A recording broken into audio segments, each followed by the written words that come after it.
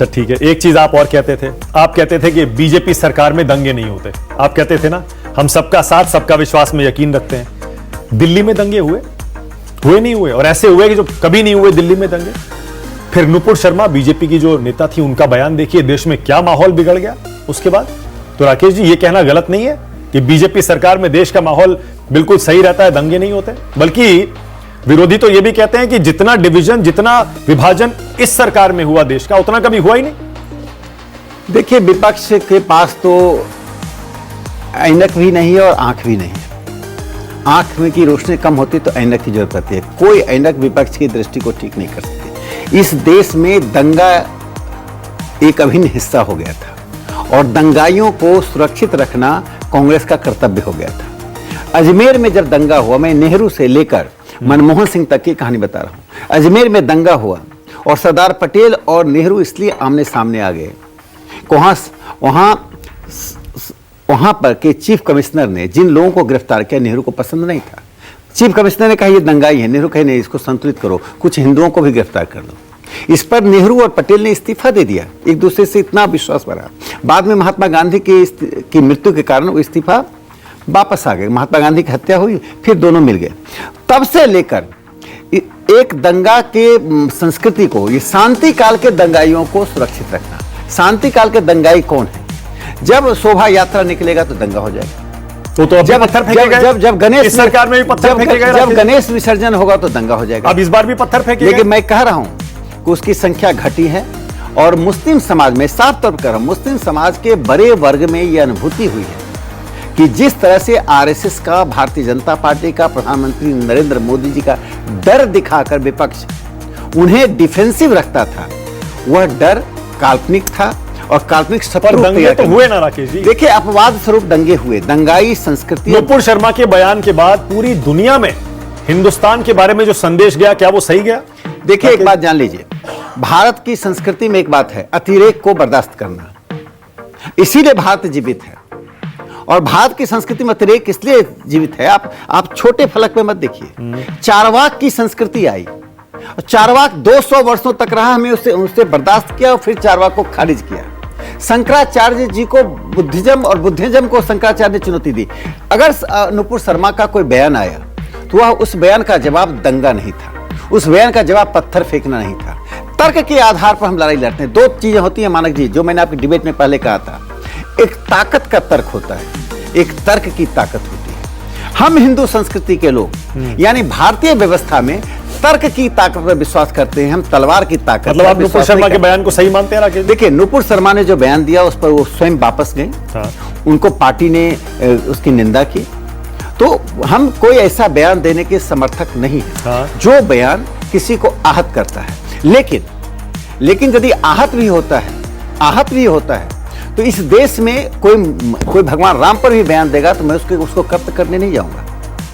मैं तर्क के आधार पर उसको समझाऊंगा। तो मुझे लगता है कि भारत की संस्कृति में विविधता के साथ एक तर्क आधारित एक संवाद की व्यवस्था है। उस व्यवस्था से जो अलग होते हैं वे इस भारत पर राकेश जी, ये तो मान लीजिए ना, पिछले 10 साल में इतने ऐसे बयानबाजी इस देश में हुई है और रूलिंग पार्टी से जुड़े, संघ से जुड़े, विश्व हिंदू परिषद, हिंदूवादी संगठनों के नेताओं की तरफ से हुई है।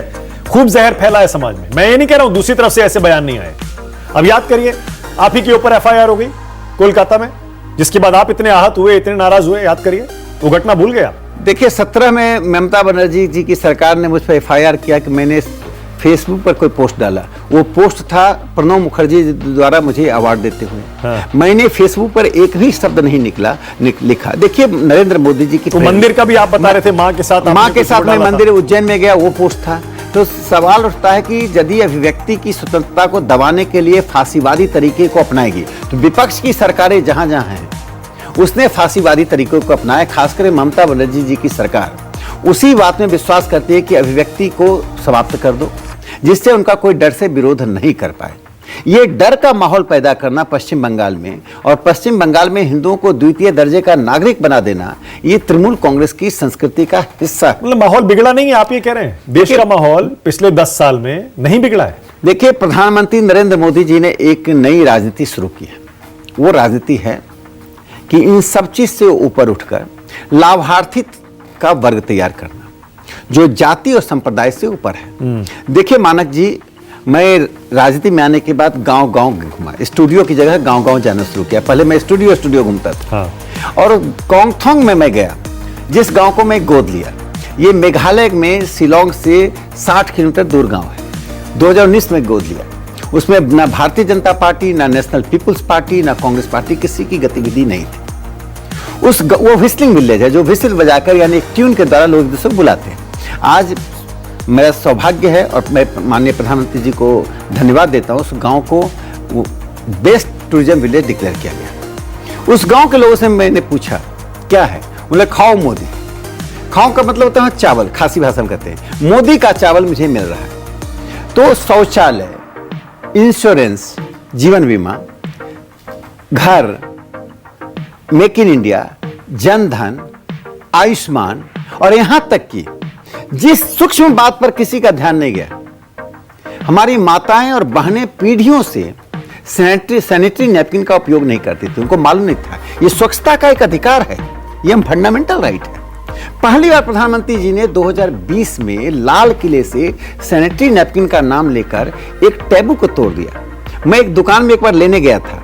मैं दिल्ली विश्वविद्यालय का एक छात्र था, शिक्षक रहा हूं। मैं दुकान पे ले नहीं पाया, मैं कई लोग खड़े थे, मैं वापस लौट गया। अब प्रधानमंत्री जी का वह बयान उस टैबू को तोड़ता है और आज बच्चियों तक, माताओं तक वो चीज पहुंच रही है। ऐसा ही टैबू तो नीतीश कुमार जी ने भी तोड़ दिया असेंबली में। उन्होंने फैमिली प्लानिंग को लेकर क्या बयान दिया है? देखिए, वो भी तो टैबू तोड़ रहे थे। नीतीश जी और उनकी पार्टी के लोग ठीक 1948 से 50 में बिहार विधानसभा के बहस को देख लें, जब सीपीएन सिंह और केबी सहाय के बीच बाजार और हाट के ऊपर, यानी लोगों की जरूरतों से, आर्थिक संस्कृति से जुड़े बाजार और हाट पर 1.5 घंटे से 2 घंटे बहस चली। उसी विधानसभा में वह बहस चलती है जिसको आप परिवार के साथ, दोस्तों के साथ गाड़ी में चलते हुए स्पीकर ऑन करके नहीं सुन सकते, क्योंकि सामने एक ड्राइवर भी है। तो अब बहस का स्तर कहां ले गए उस पार्टी के लोग, इंडिया गठबंधन के लोग, जिसे घमंडिया गठबंधन कहते हैं। पर मुद्दा तो सही है ना, भाषा उनकी हो सकता है कि थोड़ी गलत हो। तो आप क्या कहेंगे कि पोर्नोग्राफी की भाषा में हम संसद और विधानसभा में बहस करें? और दुनिया कहां आगे बढ़ गई है जनसंख्या नियंत्रण पर। जब जनसंख्या नियंत्रण की बात आई तो जेडीयू ने विरोध करना शुरू कर दिया। आज अपनी बात को छिपाने के लिए जनसंख्या नियंत्रण की आड़ ली जाती। मैं कहने का तात्पर्य है कि संवाद की जो एक शैली होती है और संवाद के जो तथ्य और तर्क होते हैं, वही संसदीय जनतंत्र को आगे चला। अब मैं वापस मुद्दे पर आ रहा हूं। देश के माहौल के बारे में मैंने आपसे कहा कि माहौल क्या नहीं बिगड़ा है क्या? मॉब लिंचिंग देख लीजिए। मॉब लिंचिंग का मुद्दा 14 से पहले कभी इतना बड़ा मुद्दा बना था क्या? याद करिए। यहां तक कि संघ प्रमुख को भी कहना पड़ा, ये तो फॉरेन कॉन्सेप्ट है, यहां कभी नहीं होती थी मॉब लिंचिंग, क्योंकि यहां मॉब लिंचिंग की कोई सजा हमारे कानून में, इतिहास में कहीं है ही नहीं। देखिए, इसका मतलब ये हाल के दिनों में बढ़ा ना 10 साल। देखिए, ये आप पूर्व जन्म की बात कर रहे हैं। मॉब लिंचिंग की घटना 14-15 में कुछ घटनाएं घटी थी, 16 तक घटी थी, और वो घटनाएं स्थानीय कारणों से घटी थी। उसमें स्थानीयता का था, कुछ कुपरंपराएं थी और कुछ सांप्रदायिक भावना थी। उसके बाद सख्ती से भारतीय राज्य ने नियंत्रण कर लिया। आज देखिए, देश में एक सहमति बनी है कि हिंसा से हटकर संवाद करना और समस्या का निदान करना। राम जन्मभूमि उसका एक उदाहरण है। आप देखिए, गंगा के पवित्रीकरण का अभियान चला। नेहरू युग में कोई कल्पना नहीं कर सकता था मां गंगा के बारे में बात करने की। हर चीज हिंदू सांप्रदायिकता हो जाती थी।